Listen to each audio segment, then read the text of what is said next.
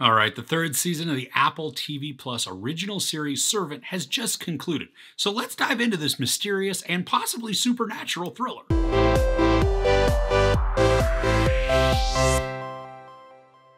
Oddness continues for Dorothy and Sean as Leanne works through her fears, all while growing in confidence and presumably power. Now, this has been a very quiet and weird show from the very beginning. The atmosphere that is created is typically disquieting too.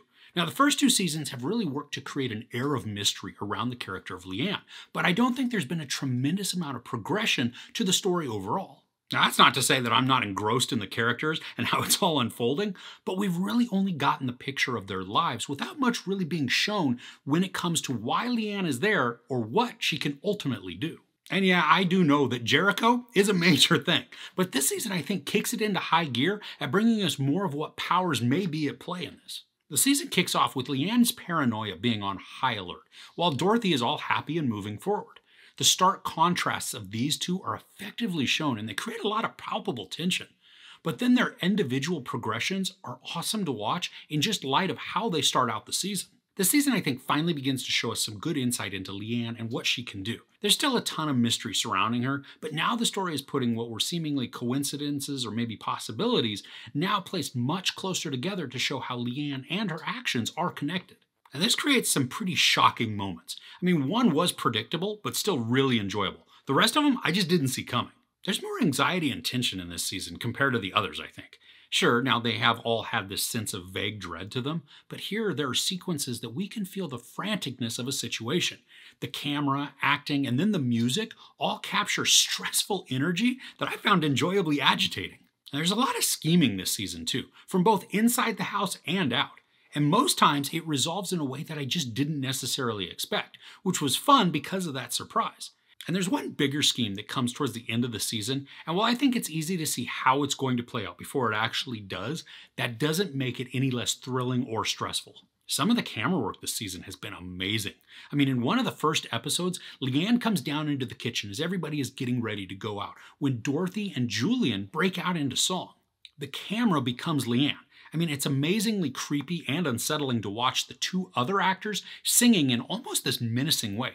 They spin around Leanne, but because the camera has taken on Leanne's perspective, we watch them circling around her.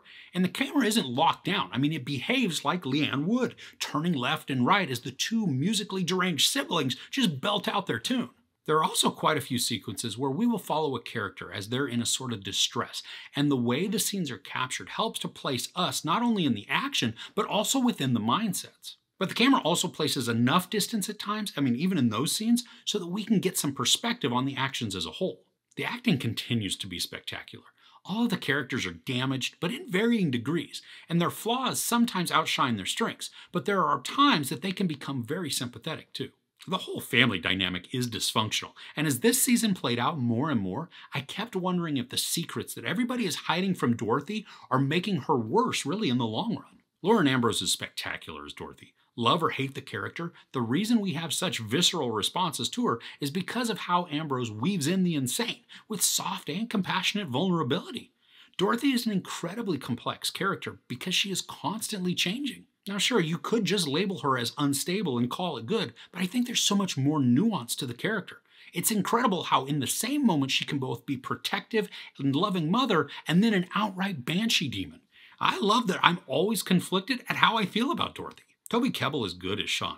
His fairly even-keeled, mellow persona is a good contrast to how big Dorothy can get, and it seems as if he's constantly stuffing his true emotions. I'm curious if that will ever come to just this really explosive head at some point, because there are large portions of time where Dorothy treats him like absolute garbage, and he just takes it, when he really could just destroy her with a single line of truth as to what she really did to Jericho. Nell Tiger Free as Leanne continues to get better.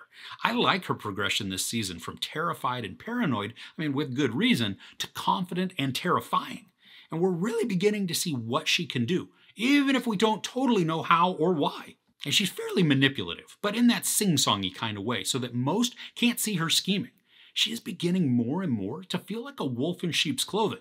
But is she, or is she just becoming fiercely protective of Jericho? I mean, either way, the character is crafted to make us conflicted about how much we like her, and I think it's accomplished effectively. My continued favorite in the show is Rupert Grint as Julian.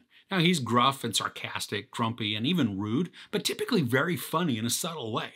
And Grant plays the spoiled and privileged character so convincingly, making him very off putting, but still with a lot of charisma. And Julian is typically the one espousing the most wisdom, even if there are terrible recommendations that he makes as well. And I love how he's constantly exasperated by just everything that goes on in the house. The complication of him, too, deciding to go sober in this season adds just another layer to his frustration, but it also makes for some fun dialogue exchanges. The conversations are always so maddening because even though many of them are having conversations, they're not usually having the same conversation. I mean, everyone is talking around each other, not totally listening to the other, but continually pushing their thoughts and their motivations forward. It makes for frustrating but enjoyably tense dialogue. And the story continues to infuse mystery, but I'm not always sure where it's going. I mean, one of the story arcs for this season involves a bunch of homeless young people in the park that is behind Sean and Dorothy's brownstone. While we understand them and why they're there, some pieces are left dangling when the season concludes, and I really do hope that the show doesn't forget about them next season. There's also an opening scene in the last episode that feels very foreboding, but it didn't materialize into anything yet. And again, this is really something that I hope gets addressed when the fourth season kicks off. The ending of this season is a little perplexing and certainly raises a bunch of questions, but I think in a good way. I mean, I know that season 4 has already been greenlit, so now it's just waiting for it to arrive so that we can continue in the craziness. Overall, I really enjoyed this third season of Servant. The story finally feels like it's revealing more of the mystery and then giving us insight into who Leanne is and what she truly means for the family. The season works to create some instances that are pure anxiety drivers, with frenetic camera movements, tense music, and then tight editing. The characters continue to frustrate me, but in a really enjoyable way, with performances that are captivating and intense, with complexities that can make me sympathize with them and wish very bad things upon them at the exact same time. The 10 episodes are very engaging, with great character development and dark thrills packed into just 30 minutes each episode. I mean, if you've never watched this show, it is a great time to dive in as you can binge 3 complete seasons. There's sex, I don't believe any nudity this time, a lot of profanity, and some gnarly violence. I give season 3 of Servant 4.5 out of 5 couches. So who's your favorite character in this show? Let me know in the comments below. If you enjoyed this review, please give it a like. Also, don't forget to share and subscribe. I'm Chris. This is Movies and Munchies. Thanks for couching with me.